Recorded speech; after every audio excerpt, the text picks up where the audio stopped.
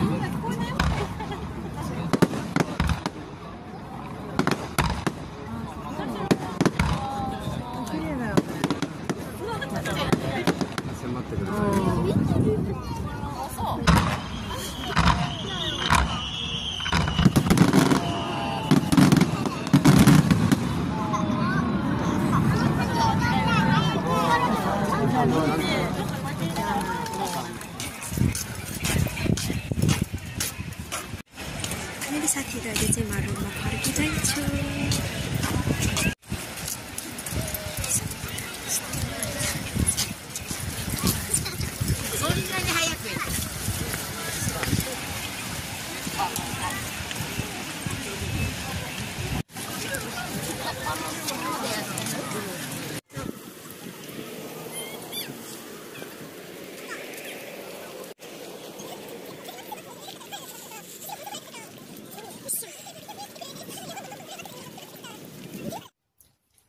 Finally साथीहरु अहिले चाहिँ म हानाबी हेरेर फर्किसकेको छु है, रुममा आइसकेको छु। मलाई एकदमै धेरै थकाइ लागेको भएर अहिले बसेर नै भिडियो बनाउँदै छु। हजुरहरुले अन्यथा नसोच्नु होला। दिवसभरिको कामको थकान अनि हानाबी हेर्ने मनको एउटा हुटहुटीले गर्दा पनि मलाई रुममा बस्न दिएन। त्यसपछि मैले हानाबी हेर्ने निर्णय गरे अनि म हानाबी हेर्न गएको थिए।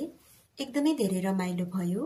नयाँ ठाउँ, नयाँ परिवेश, नयाँ मान्छे अनि नयाँ कुरा हेर्न पाउँदा मलाई मनमा एउटा छुट्टै खालको आनन्द महसुस पनि भएको छ। मान्छेहरुको एकदमै धेरै भिड हुँदो रहेछ है। मान्छे हिड्ने बाटोमा पनि एकदमै धेरै भिड है। बाटोमा हिड्दै गर्दाखेरि धेरै मान्छेहरुको भिडको पछि लागेर म हिडेको है।